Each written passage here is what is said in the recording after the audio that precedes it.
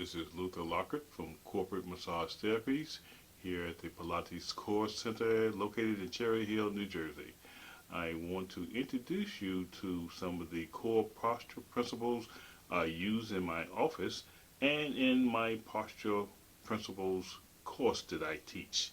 So I'm going to briefly review some of these principles with you, and then in my classes, or if you are a client, I'll go over these principles in much more detail.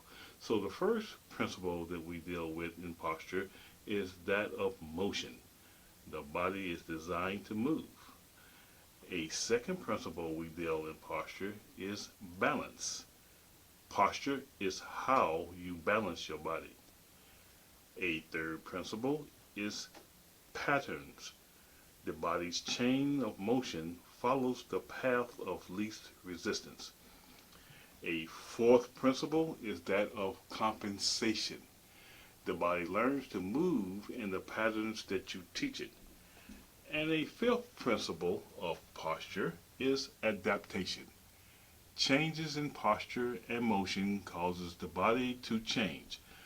All of these principles I teach in much more details if you are a client of mine having a session to improve your posture, and or if you take my posture principles courses.